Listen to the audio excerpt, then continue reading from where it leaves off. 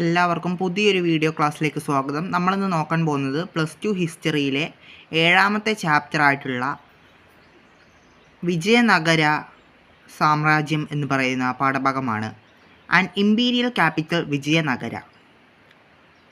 ഈ പാഠഭാഗത്തിൽ നിന്നും നമുക്ക് ഇനി വരുന്ന ക്രിസ്മസ് പരീക്ഷയ്ക്കും അതേപോലെ തന്നെ പബ്ലിക് എക്സാമിനും ഇമ്പോർട്ടൻ്റ് ആയിട്ട് പഠിച്ചിരിക്കേണ്ട ടോപ്പിക്സ് ആണ് പറയുന്നത്. ഈ ടോപ്പിക്കിൽ നിന്നാണ് ക്വസ്റ്റ്യൻസ് വരിക.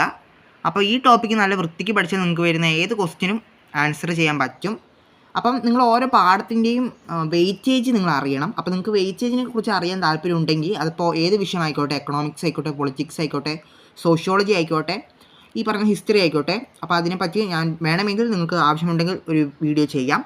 അപ്പം നമുക്ക് നമ്മുടെ ഇമ്പീരിയൽ ക്യാപിറ്റൽ വിജയനഗര തലസ്ഥാനം എന്ന് പറയുന്ന പാഠത്തിൽ നിന്നും ആദ്യം പഠിക്കേണ്ട ടോപ്പിക്കാണ് കൃഷ്ണദേവരായരെക്കുറിച്ച് 3 മാർക്കിനോ 4 മാർക്കിനോ ഒക്കെ ഒരു ക്വസ്റ്റ്യൻ വരുന്നതാണ്.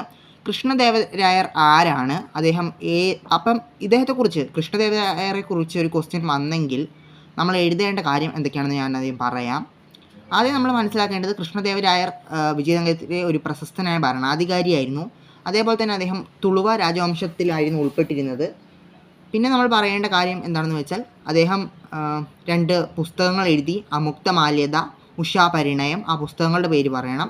പിന്നെ അദ്ദേഹം ചെയ്തിട്ടുള്ള ബാക്കിയുള്ള കാര്യങ്ങൾ, അദ്ദേഹത്തിൻ്റെ കോൺട്രിബ്യൂഷൻസ്, അതിനെയൊക്കെ പറ്റി നമ്മൾ പറയണം. അപ്പോൾ കൃഷ്ണദേവരായരെ കുറിച്ച് നിങ്ങൾ നല്ലപോലെ നോക്കി വെച്ചിട്ടുണ്ടാവണം. രണ്ടാമതായിട്ട് പഠിക്കേണ്ട ടോപ്പിക്കാണ് ഫോർട്ടിഫിക്കേഷൻ ആൻഡ് റോഡ്സ്, കോട്ട നിർമ്മാണവും റോഡുകളും.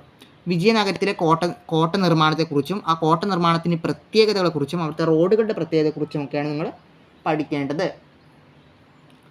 അത് കഴിഞ്ഞ് മൂന്നാമതായിട്ട് പഠിക്കേണ്ട ടോപ്പിക്കാണ് റോയൽ സെഞ്ചർ, രാജകീയ കേന്ദ്രം. വിജയനഗര സാമ്രാജ്യത്തിലെ രാജകീയ കേന്ദ്രത്തെക്കുറിച്ച് 4 മാർക്കിന് ക്വസ്റ്റ്യൻ വരുന്നതാണ്. നിങ്ങളപ്പോൾ അവിടെ ഉൾപ്പെടുത്തേണ്ട കാര്യങ്ങൾ എന്തൊക്കെയാണെന്ന് വെച്ചാൽ രാജകീയ കേന്ദ്രം എന്താണ്, അതിൻ്റെ പ്രത്യേകതകൾ എന്തൊക്കെയാണ്, അതേപോലെ തന്നെ ഈ രാജകീയ കേന്ദ്രത്തിലാണല്ലോ നമ്മളുടെ മഹാനവമി ദിബ്ബയും ലോട്ടസ് മഹലും ഒക്കെ സ്ഥിതി ചെയ്യുന്നത്.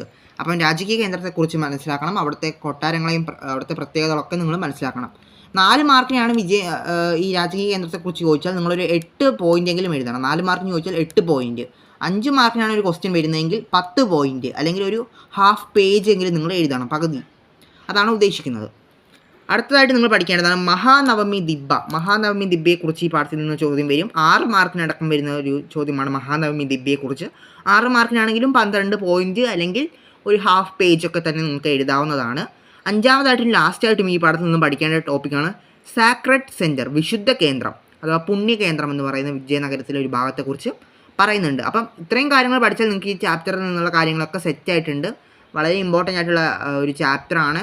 ഈ ചാപ്റ്ററിന് വെയിറ്റേജ് എത്രയാണെന്ന് നമുക്ക് ഒന്ന് നോക്കാം. ഈ ചാപ്റ്ററിന് വെയിറ്റേജ് വരുന്നത് 4 മാർക്കിനാണ് പബ്ലിക് എക്സാമിന് ഈ ചാപ്റ്ററിൽ നിന്ന് ക്വസ്റ്റ്യൻസ് വരാറ്, 4 മാർക്ക്. അപ്പോൾ അതിനനുസരിച്ച് നിങ്ങൾ എന്ത് ചെയ്യുക, പഠിച്ചാൽ മതി. അപ്പോൾ ഇത്രയും ഭാഗങ്ങൾ നിങ്ങൾ നന്നായിട്ട് നോക്കണം. അതേപോലെ ഈ ചാപ്റ്ററിൽ നിന്ന് 1 വേർഡ് ക്വസ്റ്റ്യൻസും എല്ലാം നോക്കണം. നിങ്ങൾക്ക് ആവശ്യമുള്ള ബാക്കി എല്ലാ കാര്യങ്ങളും നിങ്ങൾക്ക് കമൻറ്റ് ചെയ്ത് ചോദിക്കാം. അപ്പോൾ അടുത്തൊരു വീഡിയോയുമായിട്ട് കാണാം.